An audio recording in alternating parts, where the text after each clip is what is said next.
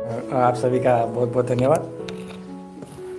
तो हम परमेश्वर के वचन से देखेंगे और आप मेरे साथ वचन पढ़ने के लिए निकाल सकते हो। रोमियो की किताब उसका 12वां अध्याय और पहली और दूसरी पंक्ति पढ़ेंगे। रोमन 12 1 और 2।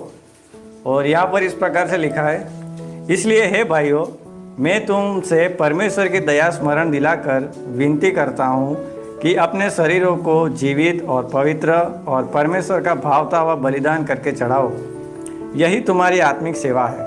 और दूसरी पंक्ति बोलता है, इस संसार के सदस्य न बनो, परंतु तुम्हारे मन के नए हो जाने से तुम्हारा चाल चलन भी बदलता जाए, जिससे तुम परमेश्वर की भली और भावती और सिद्ध इच्छा अनुभव से मालूम करते रहो।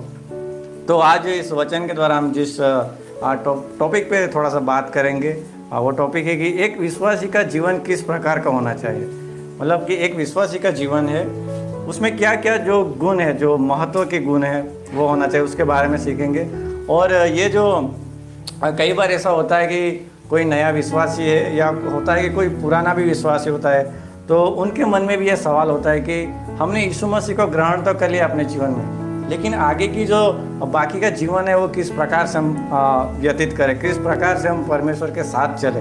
तो यहाँ पर जैसे हमने रोमियो की 12वां अध्याय में पढ़ा, यहाँ पर पौलुस जो रोमन की कलीसिया को साफ रीति से लिख रहा है कि किस प्रकार एक विश्वासी का जीवन हो सकता है। तो यहाँ पर पहले तो हमने पहली पंक्ति में जैसे देखा कि पौलुस पहले परमेश्वर की दया को याद दिलाता है कि परमेश्वर ने कैसी दया की, कि परमेश्वर ने क्या किया कि ये सारे मनुष्य जाति के लिए उसने अपना इकलौता पुत्र दे दिया और वो अपने क्रूस पे वो बलिदान हुआ, उसको कब्र में रखा गया और तीसरे दिन वो जीवित हुआ और वो हमें भी आशा दे के गया है। और वो जो दया है वो पौलुस पहले याद दिलाता है। उसके बाद हम देखते हैं कि एक विश्वासी अपना जीवित और पवित्र और परमेश्वर को भावता हुआ जो बलिदान है वो परमेश्वर को चढ़ा सकता है, और वही एक आत्मिक सेवा है।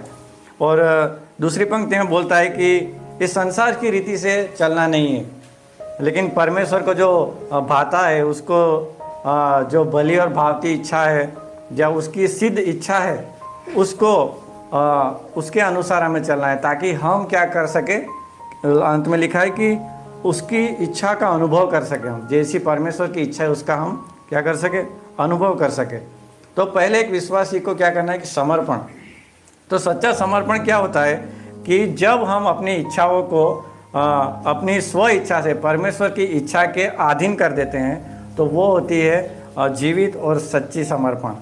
हमारी इच्छाओं को नहीं, लेकिन परमेश्वर की इच्छा को हम जब प्रथम स्थान देते हैं, तो वो होती है हमारा सच्चा समर्पण। और ये जो समर्पण होता है वो खाली एक दिन का नहीं होता, लेकिन प्रतिदिन एक विश्वासी को ये समर्पण दिखाना बहुत ज़रूरी है। और जैसे कि हम बाइबल पढ़ते हैं, तो बाइबल में परमेश्वर ने बहुत सारे ऐसे उदाहरण रखे जिसकी हम पढ़ाई से, जिसकी जीवन से हम सीख सकते हैं कि एक विश्वासी का जीवन कैसे होता है। तो बहुत सारे परमेश्वर ने उदाहरण इस बाइबल में रखे हैं। तो उसमें से एक उदाहरण के द्वारा हम देखेंगे थोड़े पॉइंट कि एक विश्वासी के जीवन में कौन से पॉइंट्स होने चाहिए। तो एक उत्तम उदाहरण है बाइबल में यूसुफ का जीवन। तो जब हम उत्पत्ति का 37वां अध्याय देखते हैं, वहाँ से एक यूसुफ के जीवन की कहानी हम पढ़ते हैं, 37 से लेके 50वें अध्याय तक उत्पत्ति के। तो वहाँ पे हम यूसुफ के जीवन के बारे में देखते हैं। तो उसके जीवन से हम कुछ बातें हैं जो हमें एक विश्वासी के जीवन में होना बहुत ज़रूरी है, वो बातों को मैं आपके सामने बांटना चाहूँगा। तो हम जानते हैं कि यूसुफ के जीवन की घटना क्या क्या हुई है। उसको सपना दिखता है और वो सपना के अंदर अपने भाइयों को, अपने माता पिता को अपने सम्मुख दंडवत करते देखते हैं और यूसुफ उनके ऊपर राज करते हम देखते हैं। उसके बाद देखते हैं कि उसके भाई जो है वो उसको द्वेष करने लगते हैं, डाह रखने लगते हैं, फिर बेच देते हैं। ऐसी बहुत सारी घटनाएं हम यूसुफ के जीवन में देखते हैं। तो लेकिन इसमें कुछ पॉइंट्स है जो मैं आपको शेयर करना चाहूँगा कि ऐसी हालात में भी वो किस प्रकार अपना जीवन परमेश्वर के साथ बनाए रखा। तो कुछ चीज़ें हैं जो मैं आपसे बांटना चाहूँगा यूसुफ के जीवन से। तो पहली चीज़ है कि विश्वास योग्यता। तो हम जानते हैं कि यूसुफ ने स्वप्न देखा और उसको वहाँ से लेके पोतीफर के घर तक उसको बहुत सारी ताड़ना पड़ी। उसको भाइयों ने मार के गड्ढे में डाल दिया और उधर से निकाल के उन्होंने वो इस्माइलियों के हाथ में बेच दिया और इस्माइलियों ने वो जाके मिस्र में पोतीफर को बेच दिया। लेकिन हम यहाँ पर देखते हैं कि उसके जीवन में अभी भी वो परमेश्वर के प्रति कुड़कुड़ाहट नहीं है, अभी भी वो परमेश्वर के साथ एक विश्वास योग्यता के साथ बना हुआ है। तो हम जब 39वें अध्याय में देखते हैं तो वहाँ पर वचन कहता है कि यहोवा उसके संग संग था, क्योंकि यूसुफ परमेश्वर के साथ था और उसका विश्वास परमेश्वर, और परमेश्वर तो विश्वास योग्य ही है, लेकिन हम कितना विश्वास योग्य वो भी बहुत मूल्यवान है। तो यूसुफ विश्वास योग्य था तो परमेश्वर भी उसके साथ विश्वास योग्य था। तो एक विश्वासी को भी हर परिस्थिति में परमेश्वर के साथ विश्वास योग्य बने रहना बहुत ज़रूरी है। दूसरी बात कि यूसुफ के जीवन से हम सीख सकते हैं वो है ईमानदारी। जब हमने देखा कि उसको पोतीफर के घर में बेच दिया गया तो पोतीफर के घर में पोतीफर ने देखा कि यूसुफ के साथ परमेश्वर स्वयं रहता है। तो पोतीफर ने क्या किया कि उसके घर का सारा अधिकार उसने यूसुफ को दे दिया। और बाद में देखते हैं कि फिरौन ने भी अपने जो मिस्र देश का जो मुख्य प्रधान है वो उसको बना दिया, सारा अधिकार उसके हाथ में दे दिया। लेकिन वहाँ पे हम देखते हैं कि वो ये दोनों अधिकार में एक ईमानदारी के साथ वो बना रहा। उसने कभी भी लालच नहीं दिखाई या कभी भी उसने गलत निर्णय नहीं लिए, लेकिन वो ईमानदारी के साथ चला। तो एक विश्वासी को भी ये सीखना बहुत ज़रूरी है कि अगर हमें कलीसिया में कुछ सेवाएं मिली है या कुछ कार्य मिला है तो उसके प्रति हमें भी ईमानदारी के साथ चलना बहुत ज़रूरी है। और उसके बाद हम देखते हैं तीसरा पॉइंट कि खरापन। यूसुफ के जीवन में एक खरापन था और हम देखते हैं कि यूसुफ के जीवन में एक अलग अलग परिस्थितियाँ आई और अलग अलग स्थिति में वो परखा गया। लाइक अपने भाइयों ने उसको मारा लेकिन उसने उनके विरुद्ध में कुछ किया नहीं। फिर देखते हैं कि उसको पोतीफर की पत्नी के द्वारा भी एक व्यभिचार में डालने के लिए भी धोखा देने की लालच दिया गया, लेकिन उसमें भी वो परखा गया, वो भी उसमें भी खरा निकला। तो एक विश्वासी को भी ये बात बहुत ध्यान रखनी जरूरी है कि हमारे जीवन के हर एक क्षेत्र में हमें खरापन रहना बहुत ज़रूरी है। और उसके बाद हम देखते हैं चौथा पॉइंट कि वो उसके यूसुफ के जीवन में पवित्रता थी। जब हमने 39वें अध्याय में आप पढ़ते हो तो वहाँ पर पोतीफर की पत्नी के विषय में हम देखते हैं कि उसने यूसुफ के साथ गलत व्यवहार करना चाहती थी, लेकिन यूसुफ वहाँ पर क्या कहता है कि मैं ऐसी बड़ी दुष्टता करके परमेश्वर का अपराधी क्यों बनूं, है ना। तो वो यूसुफ अपने जो परमेश्वर का भय रखता था, आदर करता था, और उसके खिलाफ जाके उसने ये निर्णय नहीं लिया, लेकिन उसने क्या किया, परमेश्वर को प्रथम स्थान दिया और अपने जीवन को पवित्र रखा और वो वहाँ से भाग जाता है। तो एक विश्वासी को भी ये बहुत ज़रूरी है कि एक विश्वासी पवित्र जीवन जिए, है ना। हमारे जीवन में ऐसे बहुत सारे मौके आते हैं, लेकिन हमें उस परमेश्वर को प्रथम स्थान देना है कि परमेश्वर हमसे क्या चाहता है। तो एक विश्वासी को वैसे ही पवित्र जीवन जीना बहुत ज़रूरी है। उसके बाद हम एक और पॉइंट देखेंगे, पांचवा पॉइंट कि नम्रता यूसुफ के जीवन से भी हम देख सकते हैं।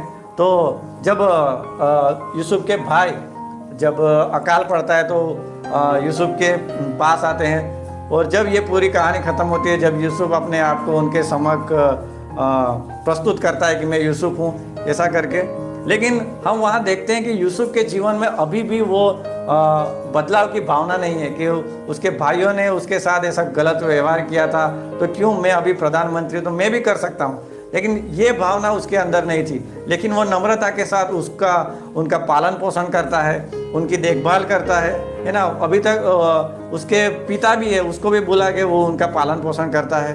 तो एक नम्रता का जीवन हम यूसुफ के जीवन से देख सकते हैं। तो एक विश्वासी को भी प्रत्येक के साथ नम्रता के साथ बर्ताव करना बहुत ज़रूरी है, चाहे वो हमारे कलीसिया में वो छोटा क्यों ना हो, बड़ा क्यों ना हो, हर एक के साथ एक प्रकार और नम्रता का बर्ताव करना बहुत ज़रूरी है। और लास्ट पॉइंट, ये छठा पॉइंट कि परमेश्वर की महिमा करता था। जब हम देखते हैं कि 41वें अध्याय की 16वीं पंक्ति में जब फिरौन को स्वप्न आता है तब वो यूसुफ को बुलवाते हैं। यूसुफ को भी उसके पिलाने हारे से पता चलता है कि यूसुफ स्वप्न का अर्थ बता सकता है। तो फिरौन उसको बुलवा भेजता है और वहाँ पे हम देखते हैं कि फिरौन यूसुफ की प्रशंसा करता है कि तू सपनों का अर्थ दिखाता है। लेकिन यूसुफ यहाँ पर एक जवाब देता है कि मैं तो कुछ नहीं जानता, परमेश्वर ही फिरौन के लिए शुभ वचन देखेगा।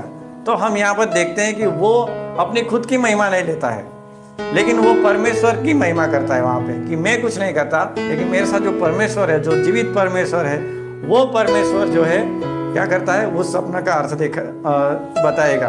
तो वहाँ पर वो अपनी महिमा नहीं लेता है, वो परमेश्वर को महिमा देता है। तो इस प्रकार एक विश्वासी के जीवन में भी सिर्फ और सिर्फ परमेश्वर की ही महिमा होनी चाहिए, चाहे कोई भी परिस्थिति हो, कोई भी क्षेत्र क्यों ना हो, कोई भी जगह क्यों ना हो, लेकिन उसमें सिर्फ और सिर्फ परमेश्वर की कोई महिमा देनी चाहिए।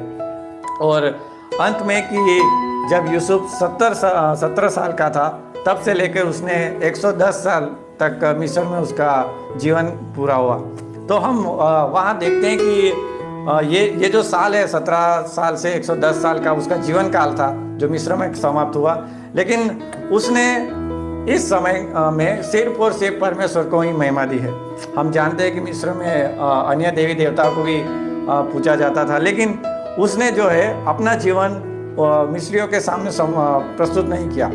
लेकिन उनके जो रीति रिवाज है वो अपने अंदर नहीं लिए, लेकिन उसने क्या किया, सिर्फ और सिर्फ परमेश्वर को धन्यवाद दिया, सिर्फ और सिर्फ परमेश्वर की ही महिमा की।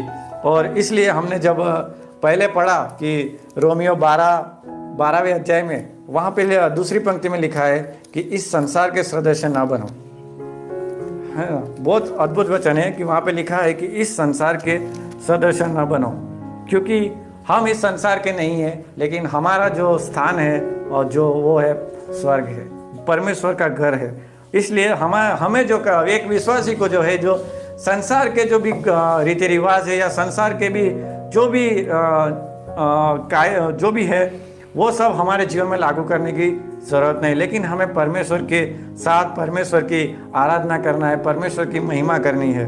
तो इस वचन के साथ मैं आपसे बताना चाहता हूँ कि एक विश्वासी के जीवन में विश्वास योग्यता, ईमानदारी, खरापन, पवित्रता, नम्रता और परमेश्वर की महिमा होना बहुत ज़रूरी है। तो ये सारी चीज़ें जब हम देखते हैं, तो जब ये 12वें अध्याय की दूसरी पंक्ति में लिखा है लास्ट में कि जिससे तुम परमेश्वर की भली भांति और सिद्ध इच्छा अनुभव से मालूम कर सकते हो, है ना। जब हम ये गुण हमारे अंदर होते हैं तो हम परमेश्वर की इच्छा क्या है, परमेश्वर की योजनाएं क्या है, परमेश्वर हमसे क्या करवाना चाहता है, वो हम उसका अनुभव कर सकते हैं, उसकी इच्छा को हम पूरी कर सकते हैं। तो ये वचन के द्वारा परमेश्वर आप सभी को आशीषित करे। धन्यवाद। Thank you.